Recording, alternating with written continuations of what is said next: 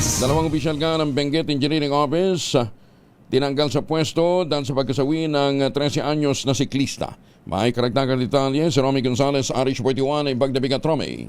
Tinanggal sa pwesto ni DPWH Secretary Vince Dizon ang dalawang opisyal ng Benguet First District Engineering Office ng DPWH Cordillera kasunod ng pagkasawi ng isang 13 anyos na nakabisikletang binatilyo na nahulog sa bahagi ng nasirang kalsada sa Barangay Bacala, Trinidad, Benguet.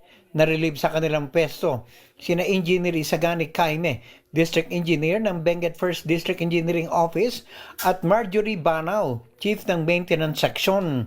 Nagpalabas ng magkaiwalay na relief order si Secretary Dizon sa dalawang opisyal matapos natuklasan sa investigasyon na walang sapat na road safety signages at traffic control devices, kasama ang konkretong harang sa nag-collapse na seksyon ng lansangan kung saan nangyari ang aksidente na kinasabi ng minor de edad na biktima. Ang binatilyo na kilala ng mga lokal na grupo ng mga siklista sa pangalang Lonlon ay sakay sa kanyang bisikleta malapit sa Lamot Junction sa Bacal nang nahulog sa gilid ng nasirang kalsada noong nakarang linggo.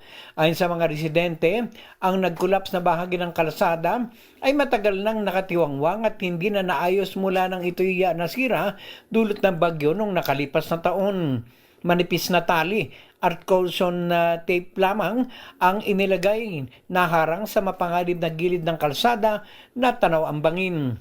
Maraming mga naiinis na siklista at residente ang nagsabi na ang nasirang kalsada ay naging mapanganib sa mga dumadaang motorista sa lugar. Sinabi ni Dizon na hindi dapat mangyari ang ganitong trahedya dahil sa kapabayaan ng gobyerno. Binalaan niya mga kontraktor na gumagawa sa mga proyekto ng DPWH na bigong ipatupad ang mga safety measures sa kanilang construction at repair activities na hantong sa pagkakansela sa kontrata, blacklisting at posibleng sampahan pa ng kaso. Ito si Harris 41, Romy Gonzalez para sa DZRH, una sa Pilipinas, una sa Pilipino. Maganda umaga, Pilipinas. Maraming salamat, Romy Jose Gina.